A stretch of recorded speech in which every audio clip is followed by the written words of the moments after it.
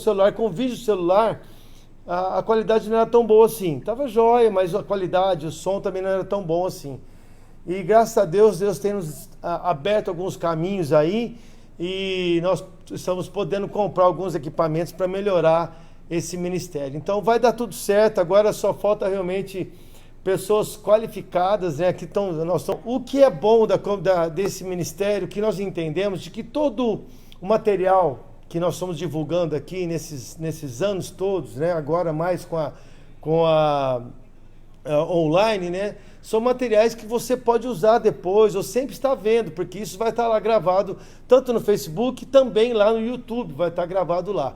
E eu até vou aproveitar e fazer isso aí. Se você ainda não se inscreveu no nosso canal, por favor, faz isso lá.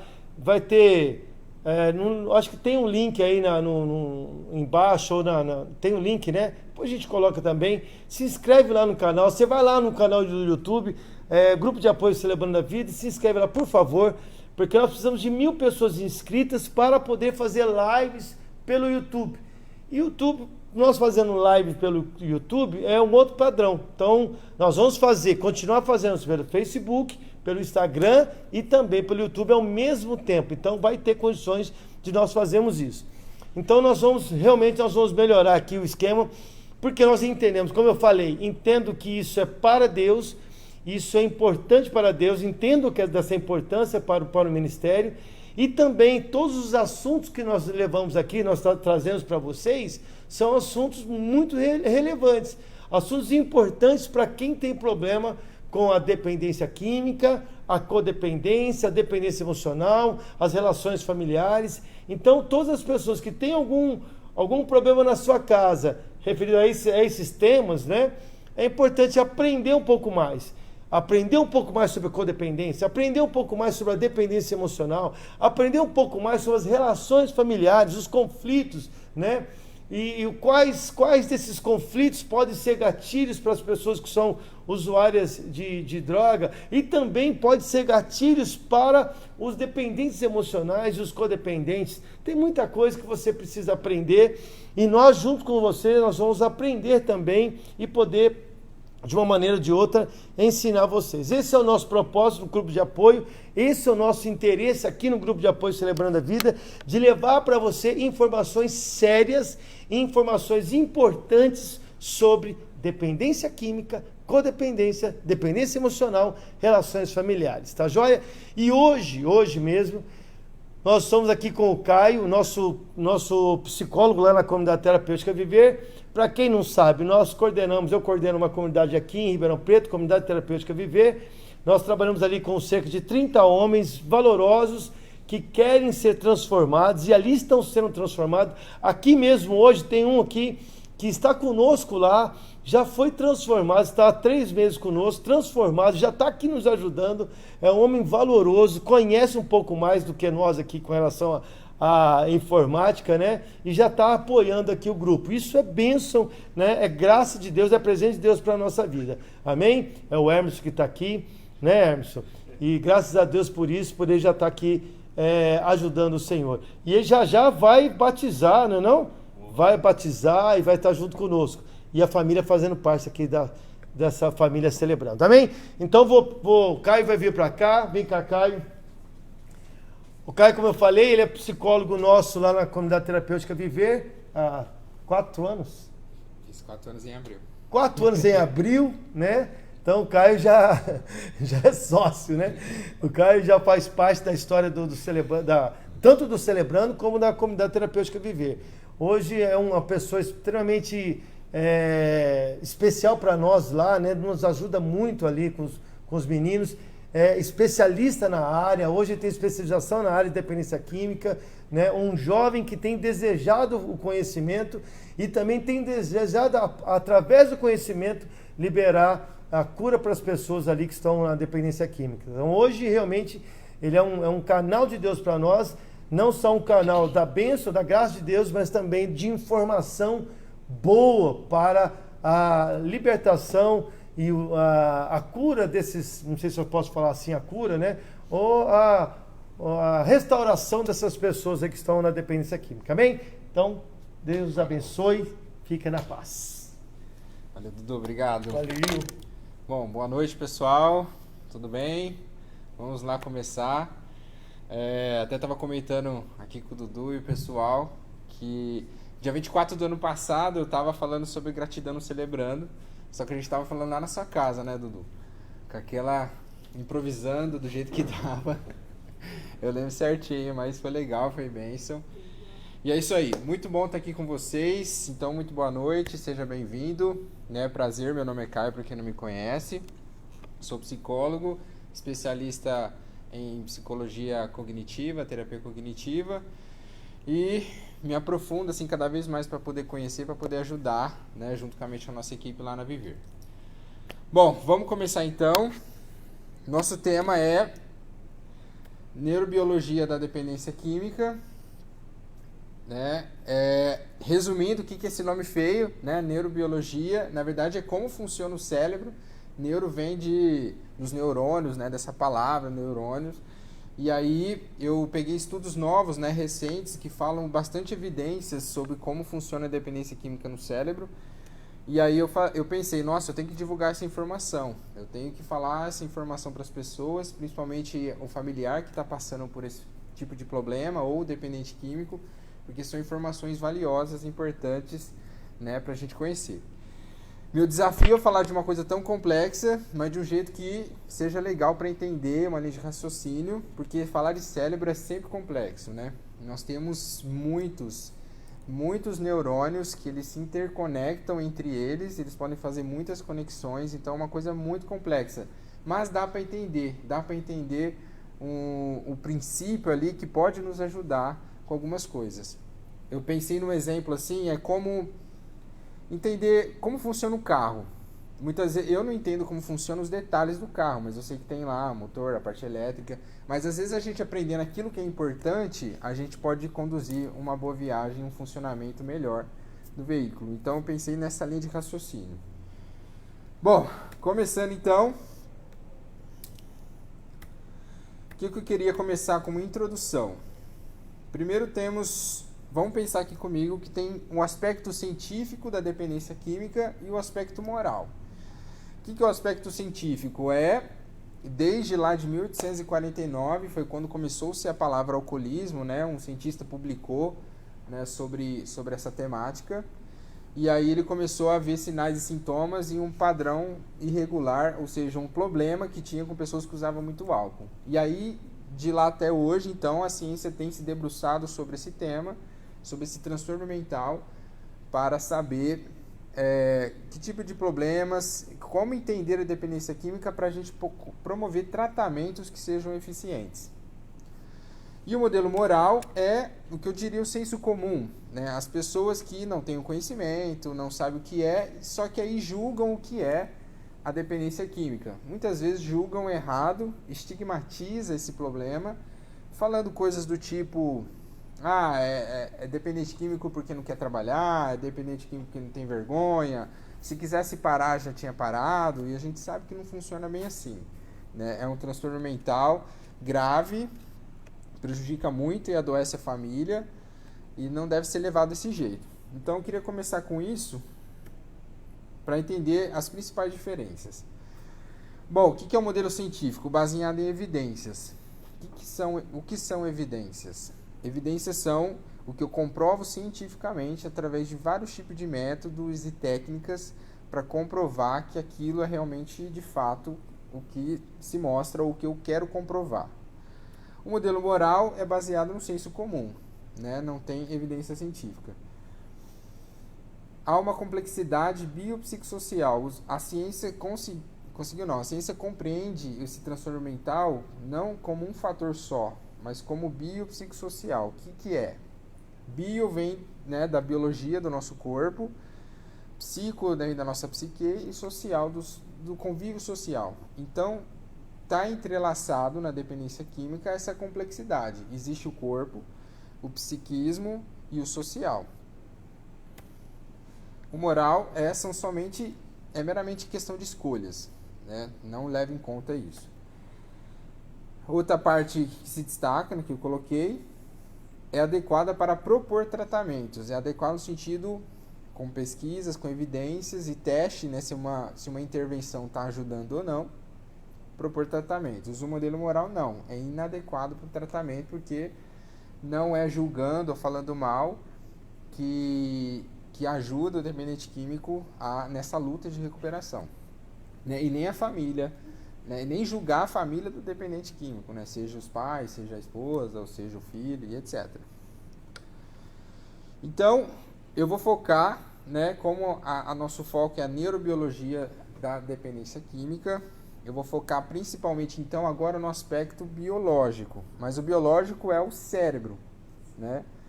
Então, existem evidências, né, de que o cérebro ele muda algumas questões, desfavorece outras, e aí a dependência química vem, e aí a pessoa tem toda uma dificuldade de recuperação, de manter-se abstinente e tal.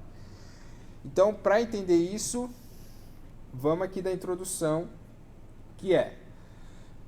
Tá vendo esse carinha aí no meio? É o sistema nervoso central, né? Então, para quem não sabe ou quer relembrar, sistema nervoso central é cérebro, medula e os nervos, né, que se estendem por todo o corpo. Esse sistema nervoso central, então, ele é muito ativado, totalmente ativado, né? A química age diretamente no sistema nervoso central, ou seja, no cérebro. Então, por isso que é legal entender sobre isso. Lembrando que a dependência química, ela é crônica, ou seja, não tem aquele aspecto de cura, mas tem, assim, remissão dos sintomas e conseguir viver uma vida normal. Ela é recidivante, ou seja, ela pode vir a se instalar aquele padrão de uso disfuncional novamente, ou seja, é passível de recaídas, independente do tempo recuperado ou não. Alterações significativas do sistema nervoso, é isso que a gente vai dar uma focada. Que essas alterações do sistema nervoso central, né, reduz a capacidade da pessoa tolerar a fissura, que é aquele desejo intenso pela droga, controlar o consumo, ou seja, ele ter a administração daquele consumo a partir da meta que ele quer. Se ela quer beber um pouquinho no final de semana, ele até quer, mas ele não consegue beber só um pouquinho. E é um padrão de comportamento compulsivo e mal adaptativo. Ou seja, vai gerando um padrão de comportamento que vai desfavorecendo a recuperação e dando cada vez mais problema, né, na vida da pessoa.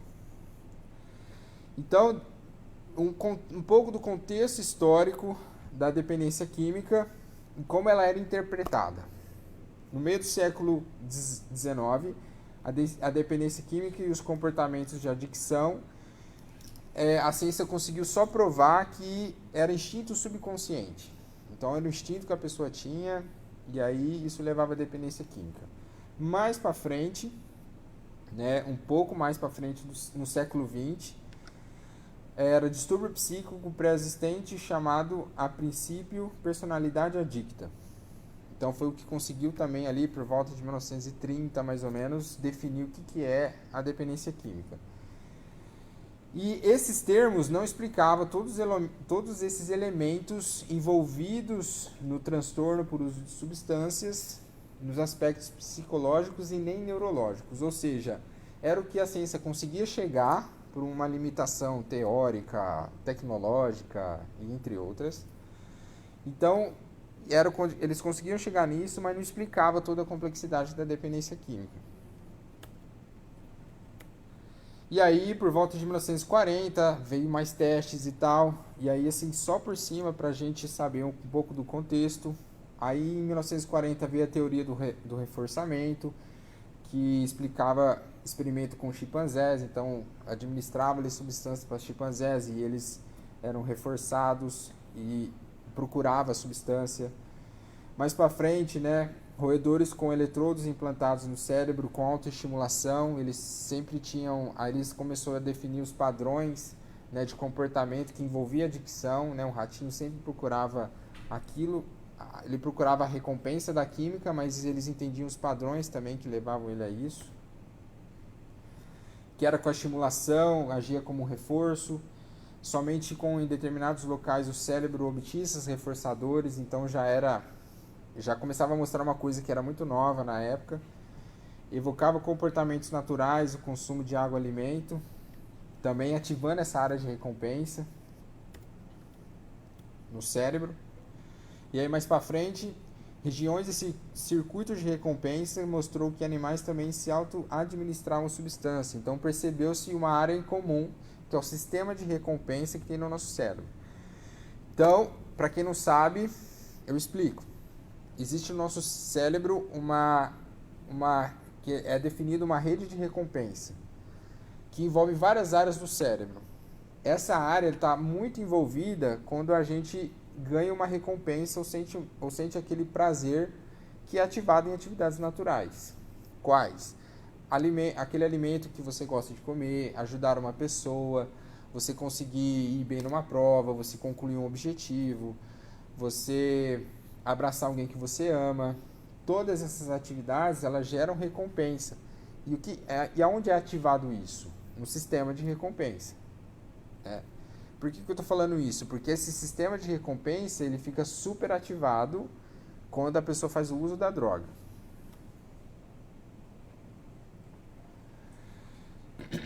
Então, vamos entender a neurobiologia do transtorno por uso de substância. Aqui nessa slide,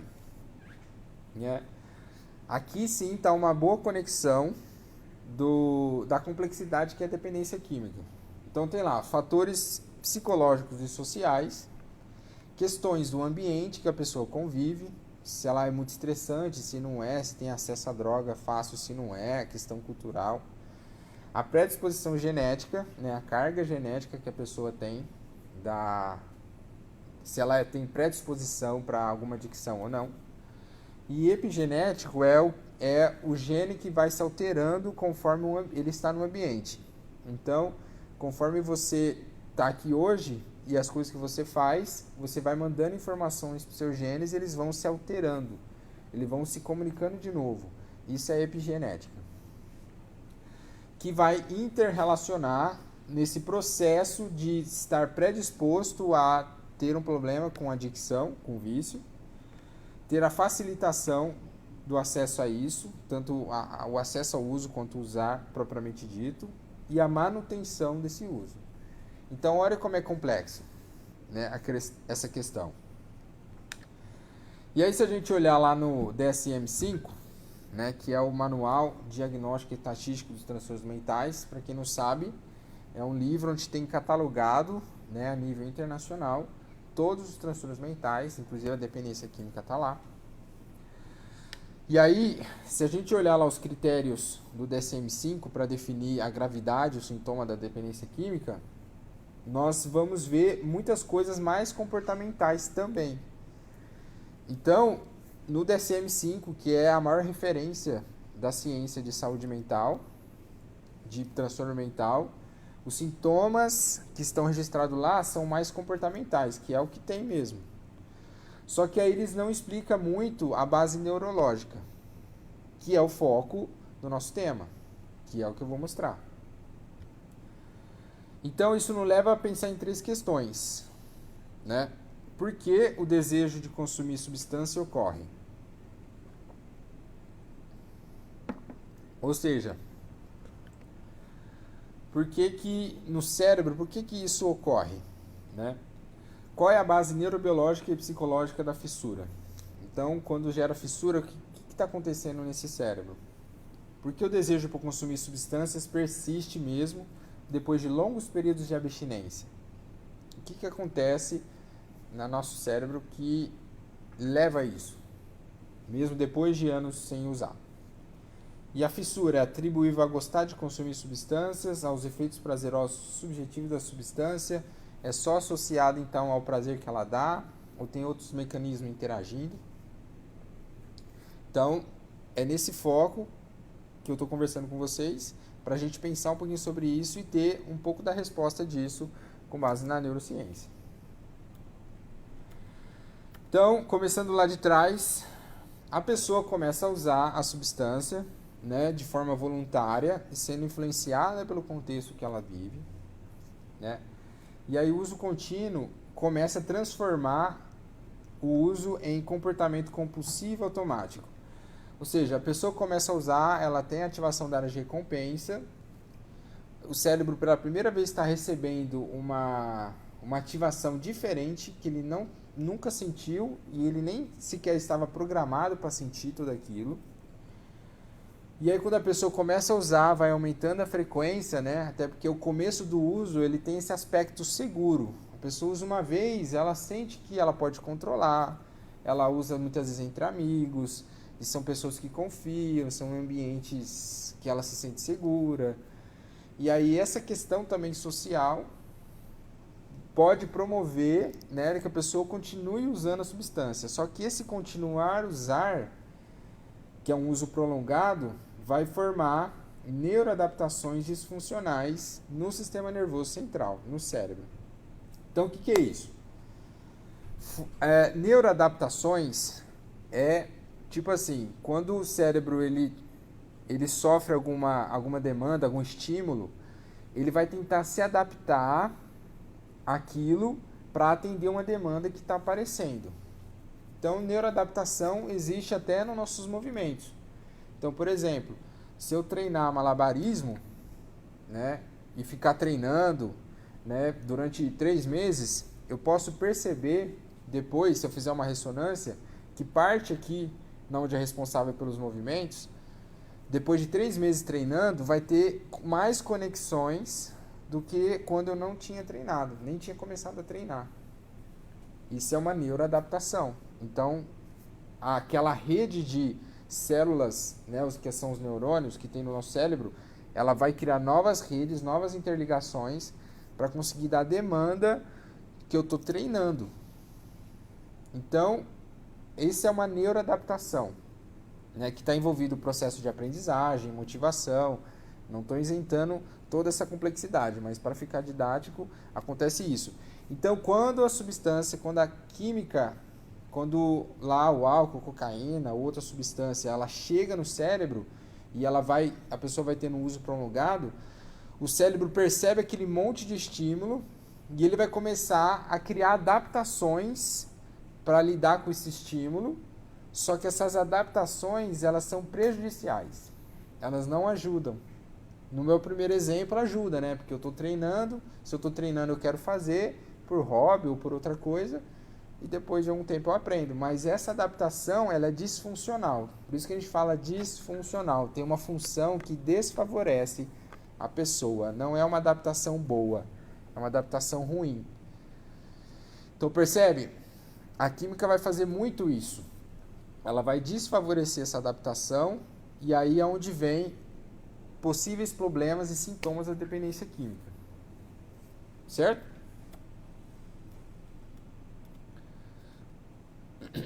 Bom, deixa eu ver se eu não passei mais de um, tá certo. Então, assim, em âmbito biológico, ou seja, essa questão do cérebro, adaptação, química, um vasto corpo de evidências permite classificar o transtorno por uso de substâncias, dependência química, como uma doença do cérebro, caracterizada pela ocorrência de neuroadaptações disfuncionais e persistentes no sistema nervoso central. Então, é uma doença que afeta o cérebro e aí, lógico, vai afetar questões psicológicas, questão social, questão comportamental, porque também está tudo no cérebro. Então, esse corpo de evidências mostra que essas neuroadaptações vai desfavorecer toda essa luta de recuperação. Então, a gente pode afirmar isso com categoria. Então, essas neuroadaptações são persistentes. Eis a questão. Eis o ponto-chave também. Eles não mudam assim muito fácil. Eles persistem. Não quer dizer que não existe recuperação. Pelo contrário. No final, eu vou falar da neuroadaptação também com fatores de proteção. Então, aqui, só a título de conhecimento, né? Que são áreas assim... O cérebro tem muitas áreas, muitas mesmo, com muitos nomes, mas só a título de conhecimento.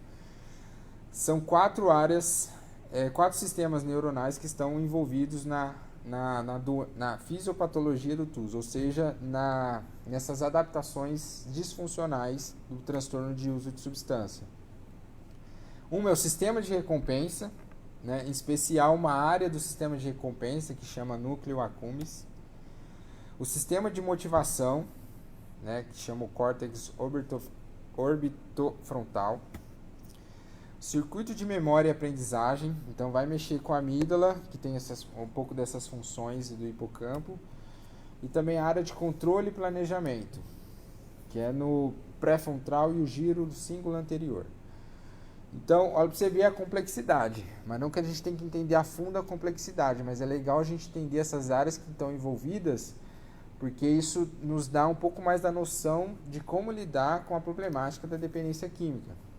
Porque olha como ele mexe na recompensa, mas ele vai mexer na memória e aprendizagem. Então o indivíduo vai lembrar, por isso que a gente tem gatilhos, o dependente químico tem gatilhos que ele sabe, que são conscientes, e às vezes gatilhos que ele nem sabe que são gatilhos. Porque envolveu ali a questão da memória, que está mais concentrado na amígdala, e de aprendizagem, né? Então tem circuitarias ali que vão ficar ali, por isso que dependentes químicos, às vezes com 10, 15 anos de recuperação, às vezes enfrentam um gatilho que antes ele nem sabia ou estava adormecido, porque ele não se expôs a esse estímulo, aí quando vê, vem o desejo de usar. Então isso é muito importante para nós se afastarmos por exemplo, da família, ao invés de a família criar um ambiente protetivo de caso aconteça um gatilho que a pessoa às vezes nem sabia que era gatilho, não estava preparada para isso, porque nunca teve esse estímulo, a família está mais preparada para lidar com isso do que estigmatizar de algum jeito. Então é importante conhecer. Bom, então estima-se que a exposição repetida de substâncias, fazendo uso, pode tornar esses circuitos que eu falei hipersensível e vai tornar. Então algumas partes ali do cérebro vão ficar muito sensíveis, né? Eu vou detalhar um pouquinho mais para frente. Vai ter um funcionamento alterado, né? Um funcionamento que parte do funcionamento vai ser uma coisa incomum e que vai afetar a regulação e atribuição de estímulos e incentivo envolvidos no comportamento motivado, ou seja, vai mexer nos estímulos que estão envolvidos, no que a pessoa está envolvida, inclusive na fissura, regulação emocional e etc. Então, considerações a partir disso, né, dessas neuroadaptações, dessa questão dessas áreas interligadas, né, essas adaptações disfuncionais, que sim, substâncias psicoativas com potencial de dependência partilham a capacidade de alterar a estrutura e funcionamento do cérebro, né? Então, a partir dessas estruturas modificadas é que a pessoa vai começando a ter problemas, e aí ela vai começando a dar os sinais de dependência, e aí quanto mais sintomas, mais problemas, eles às vezes se retroalimentam, e aí instala a problemática. Os principais sistemas cerebrais alterados da dependência são aqueles relacionados ao processo de incentivo, motivação e área de recompensa. Neuroadaptações tornam o sistema de recompensa cerebral hipersensível, ou seja, muito sensível à substância e a estímulos associados à substância.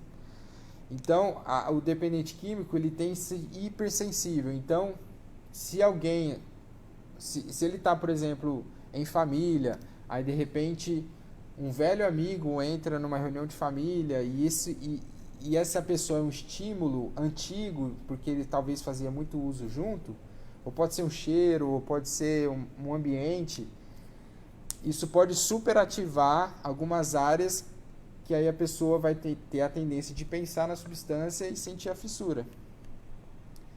Entende? Porque é super sensível. Qualquer relinho, qualquer estímulo vai desencadear uma reação que vai dar aquele desejo na pessoa, que pode estar super bem, que pode estar trabalhando, que pode estar com a sua vida bem organizada, reconquistou a confiança na família. Então, por isso que a gente fala que a dependência química tem sintomas egodistônicos, né? Que é aqueles sintomas que a pessoa não queria ter, mas ela tem, infelizmente, que ela não controla isso. Por que isso, então? Por causa dessas neuroadaptações que o cérebro teve. Certo? Então, e os sistemas cerebrais sistemas cerebrais sensibilizados não são mediadores dos efeitos prazerosos ou eufóricos da substância, mas os subcomponentes da recompensa, a saliência de incentivo. Ou seja, vai dar esse desejo da substância, porque vai acontecer essas reações no cérebro, e essas adaptações, aí a gente precisa de outras estratégias para lidar com isso.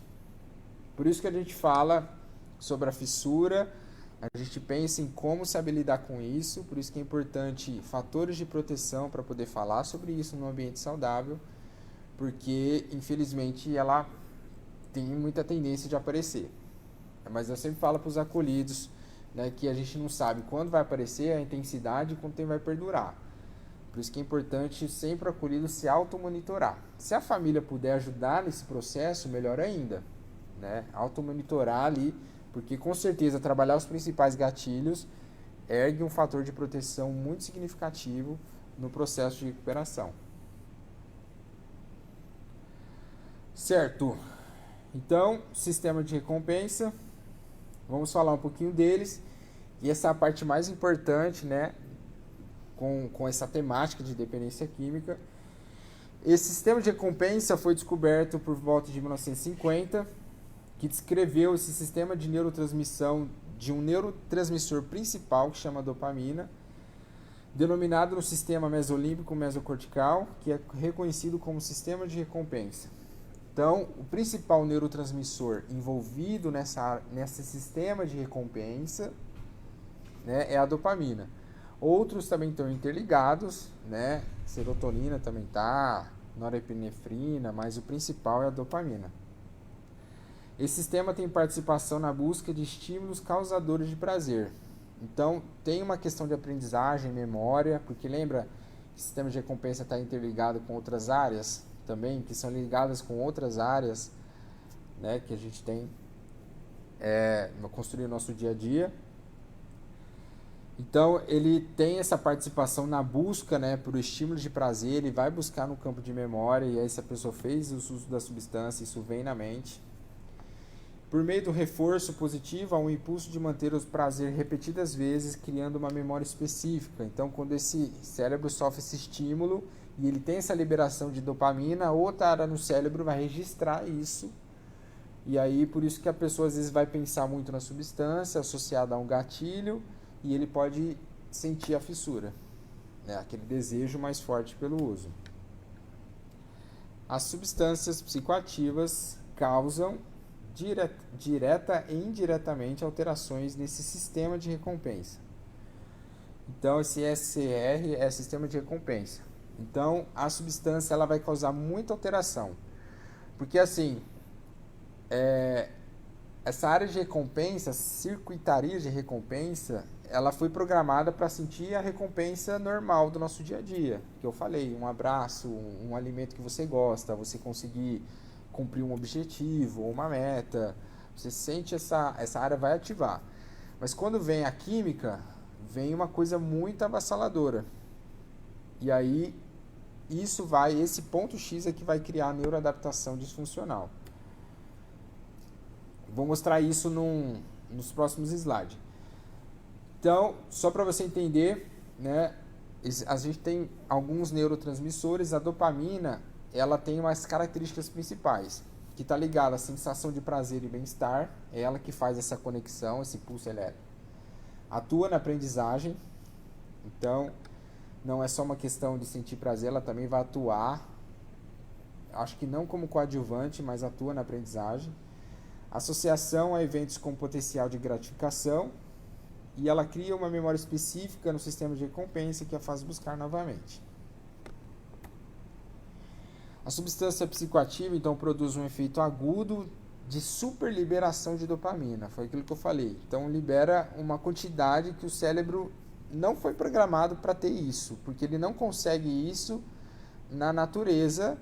A gente não consegue isso sem a nossa farmacologia e nosso estudo de química, né? Por isso que o primeiro problema de dependência química foi o alcoolismo, porque em 1850 não tinha ainda, a ciência não estava tão avançada para concentrar ali substâncias de cocaína, de heroína, de outras substâncias psicoativas. Então acontece essa superliberação, acarretando concentrações muito superiores aos níveis basais, os níveis normais, com intensidade e duração que excedem aqueles desencadeantes por reforço natural. Então a intensidade é muito fora do comum, né? E a rapidez dessa intensidade também é muito fora do comum. É aí que o cérebro de qualquer pessoa, ele vai ter essas, se a pessoa for usando bastante, ele vai ter essa neuroadaptação disfuncional. Então, um exemplo aqui para você ver aí comigo. Um adolescente vai virar um flipper, né? Ele quer fazer isso, ele se anima com isso. Aí ele vai, vira o flip e tem essa área de recompensa ativada. Depois que virou o flipper, essa área passa esse pulso elétrico e volta no equilíbrio, no normal. Fazendo uso de substância psicoativa, de drogas, esse nível de dopamina ele vai mais rápido e atinge um nível muito maior, só que depois ele cai mais bruscamente, porque ele atingiu um nível fora do comum, fora do natural. E aí ele cai no nível de desequilíbrio, por isso que pós-uso a pessoa sente um pouco mais de desânimo, um pouco mais de queda de humor, porque ele subiu demais e aí a recuperação também vai ser fora do comum. Então olha a diferença. Em questões normais do nosso dia a dia, em azulzinho, a gente tem a ativação do sistema de recompensa, dopamina, mas ele volta num ciclo normal, porque o cérebro está estruturado para aquilo, mas quando há uso da droga, há um pico, uma coisa muito diferente para ele. E ele capta esses sinais e de forma automática ele vai se adaptar a isso. E essas adaptações que são disfuncionais, que vão trazer prejuízo. Então esse processo ocasiona o desequilíbrio entre os circuitos dopaminérgicos relacionados à recompensa, prejudicando o condicionamento e as seguintes funções executivas: planejamento, regulação emocional, tomada de decisão.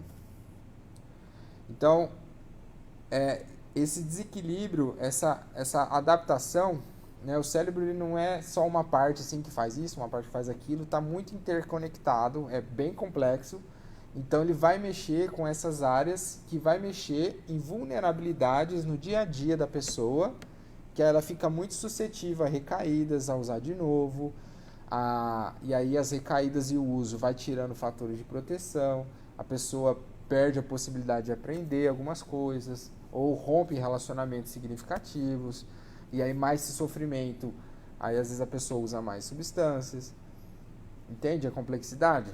Por isso que ela é tão problemática e tão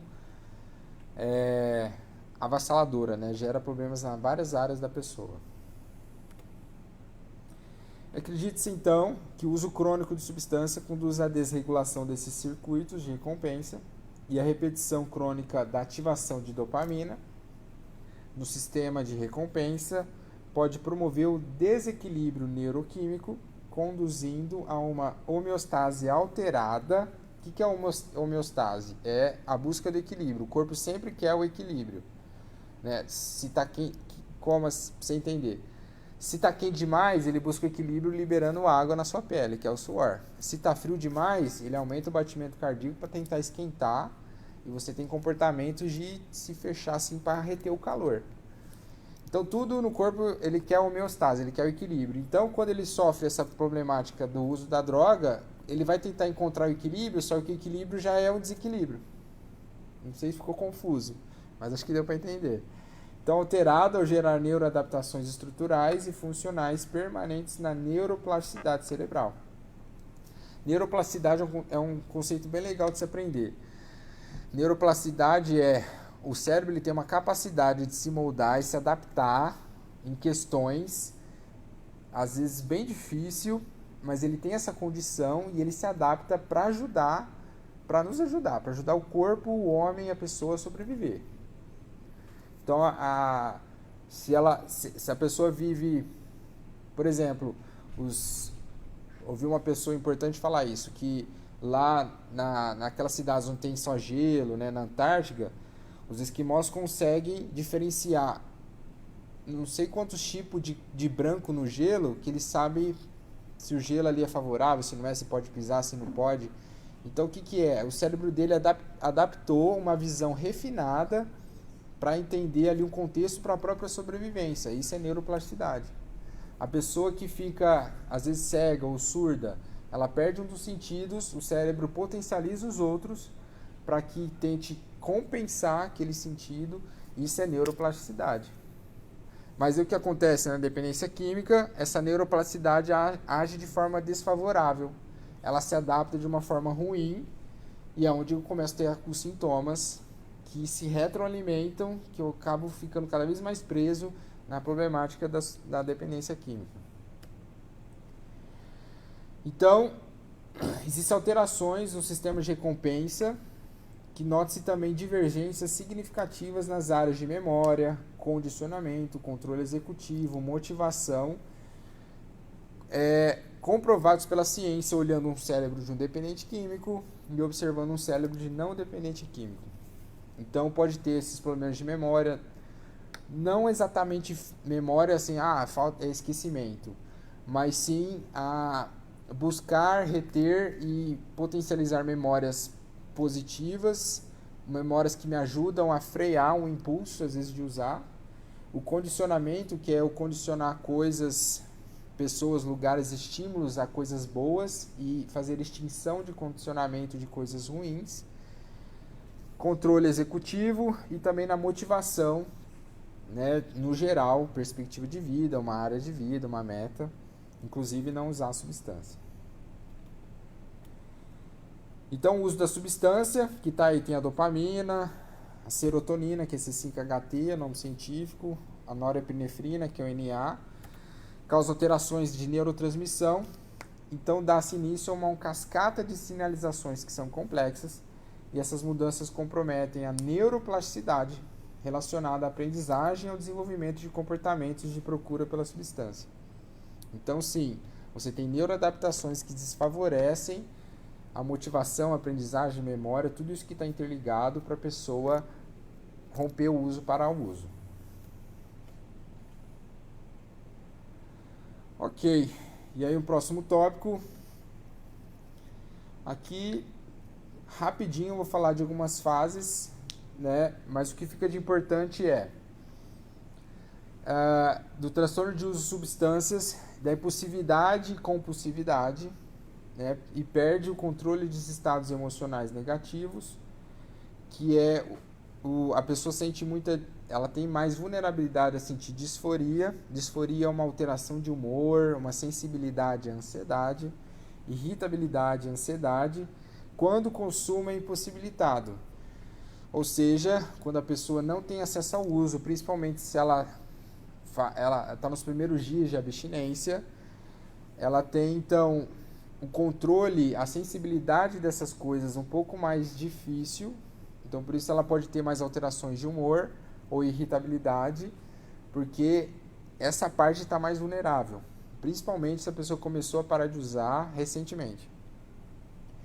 Evidências pré-clínicas e clínicas sugerem que esse processo decorra de sucessivas neuroadaptações em diferentes circuitos cerebrais, modificando essa resposta e ruptura com a homeostase, que foi o que eu disse.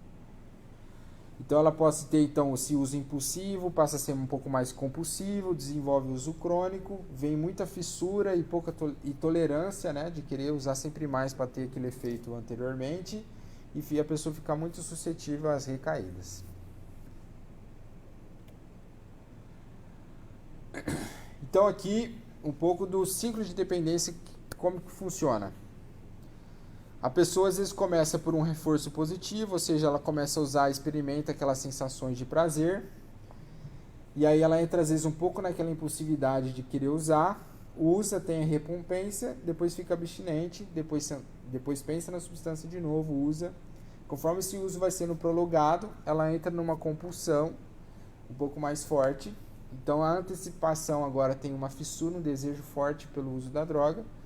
A pessoa pode usar, mas depois que ela fica abstinente, ela tem ali uma alteração de humor ou uma queda na área de recompensa, que vai mudar a motivação, vai mudar o brilho que a vida tem nas coisas que antes eram prazerosas, agora perde um pouco o brilho e tal.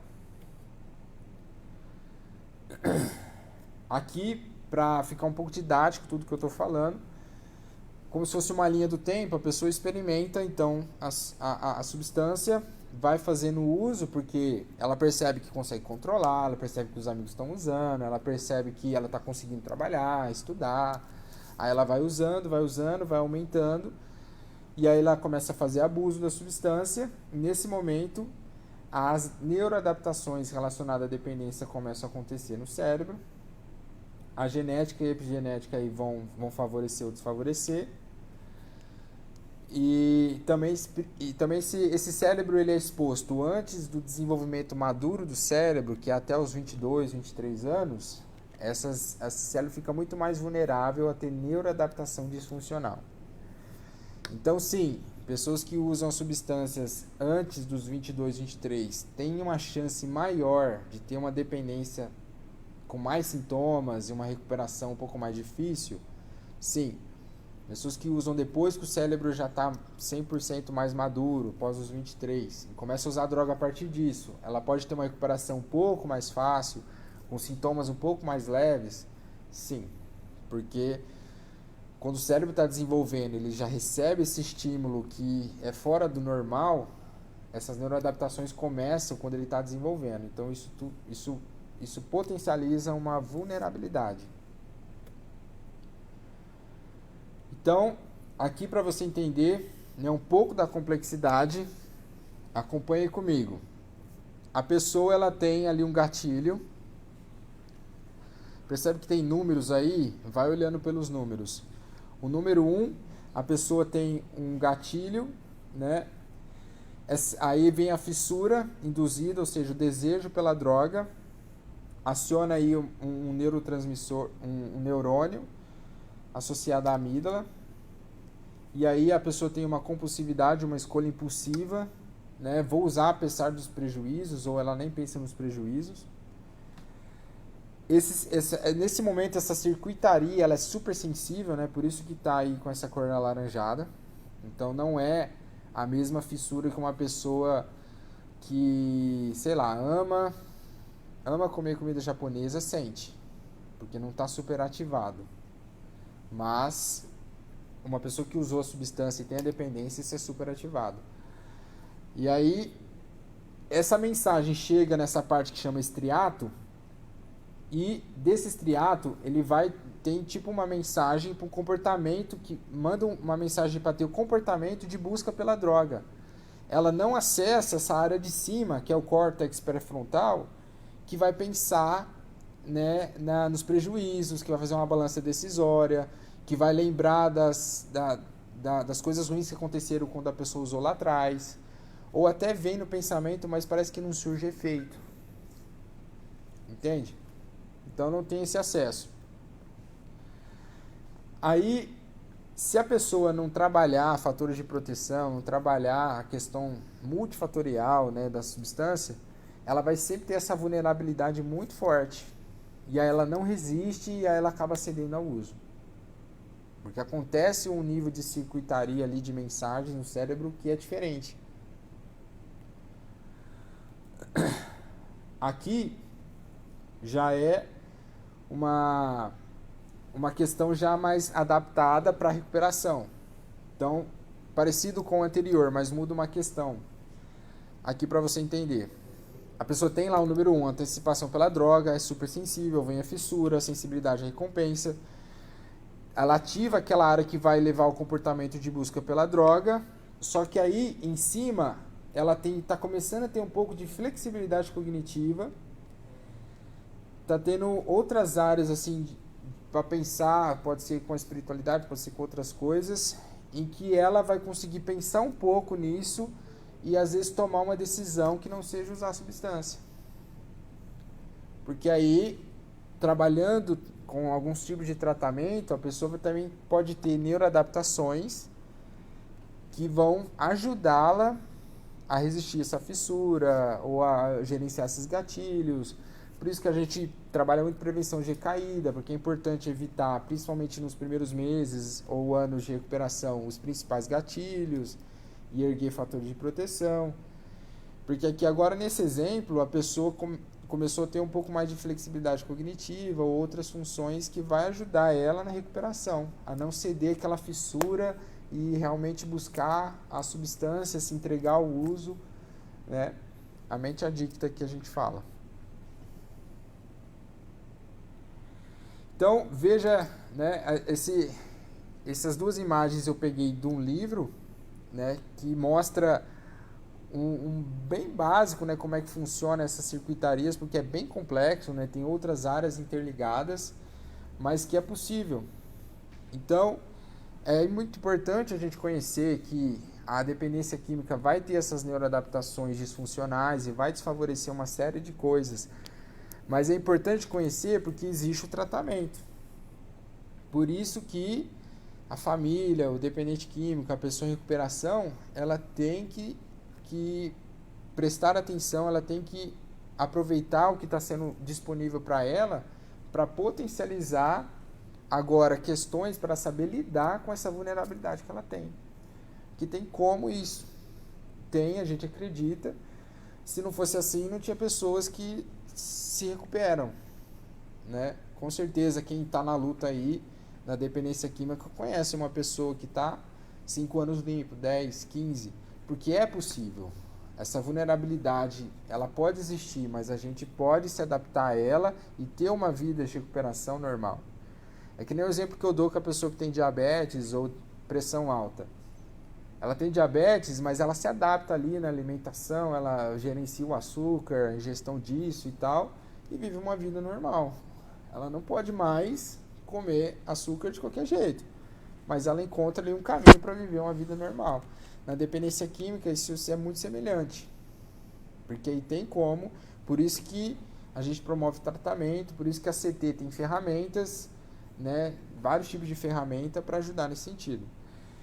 Então aqui eu coloquei alguns tipos de tratamento, porque é legal assim, quanto mais multifatorial, mais fator de proteção, né? Não existe aquela única ferramenta que vai salvar todo mundo que está com dependência química, é sempre multifatorial, é sempre muito voltado às vulnerabilidades específicas da pessoa e aquilo que ela busca como meta de vida, né? Por isso que a gente trabalha muito com o PAS, né, que é o Plano de Atendimento Singular, com metas específicas, né, lá na CT, na Viver, ou na terapia individual.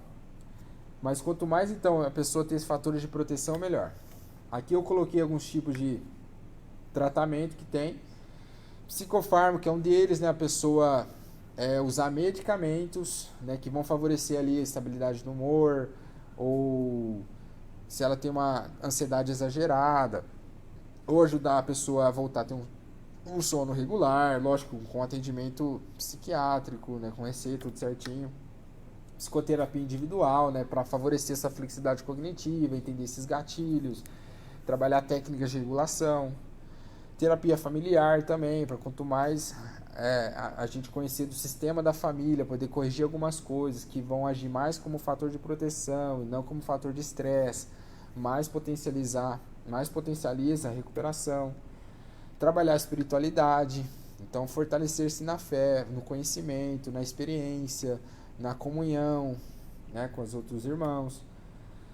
Acolhimento, né, seja do acolhimento dentro de casa, né, a pessoa saber ser acolhida, ter um momento que ela é ouvida, ter um momento que ela é validada, mas também em algumas instituições, que é um princípio que a gente trabalha lá na Viver. Terapia de grupo, aqui vai vários tipos de terapia, né? Tem terapia, aquela psicodrama, né? Eu não conheço muito. Tem a TBT que a gente está trabalhando, que é terapia de grupo, para treinar habilidades na terapia dialética. Grupo de ajuda mútua, que é um dos pontos chaves aqui do Celebrando, é a gente crescer junto, se apoiar, né? Um ajudando o outro. Isso tudo, né, quanto mais fatores de proteção, então, mais favorável para a pessoa trabalhar ali o jeito que ela vai lidar com a vulnerabilidade dela, se fortalecer e aí viver uma vida de recuperação de longo prazo, e ser inspiração aí para as outras pessoas, como a gente tem visto em muitos casos. Aqui a referência dos livros que eu usei. E encerro por aqui. Dudu?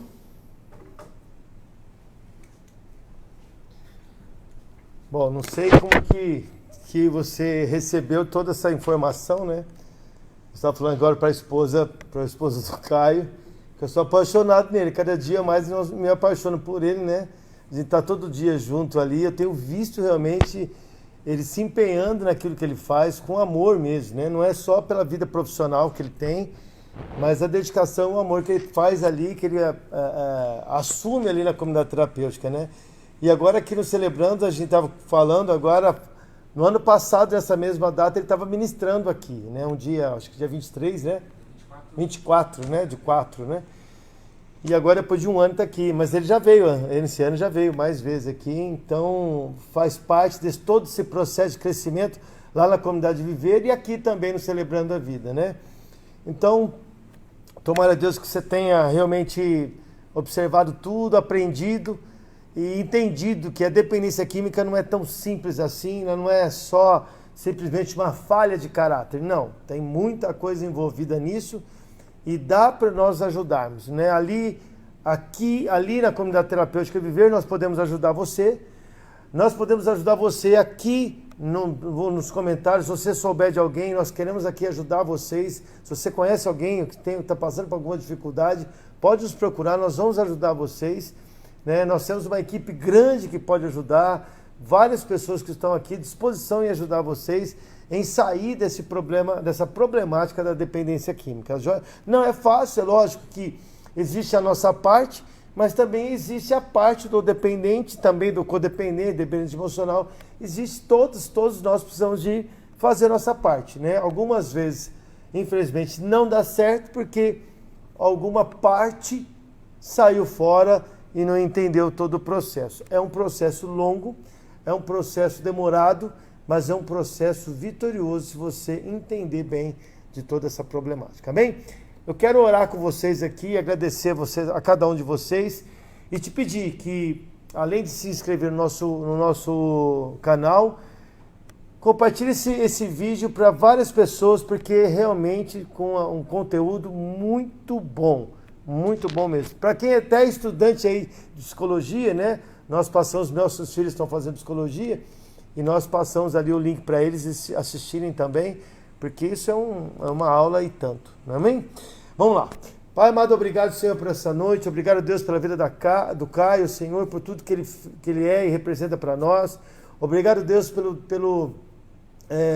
pela cumplicidade, ó Deus, pelo testemunho também, ó Pai, e por toda a sabedoria que ele tem colocado para edificar pessoas, ó Deus. Muito obrigado por isso, obrigado por esse grupo de apoio que sabemos que foi criado aí, junto com o Senhor, no teu trono, ó Pai, foi criado no teu coração e colocado no nosso coração também. Muito obrigado, porque há anos nós estamos fazendo isso, e tenho certeza, Deus, que agora é uma etapa nova, uma etapa, ó Deus, onde várias pessoas vão ser encontradas.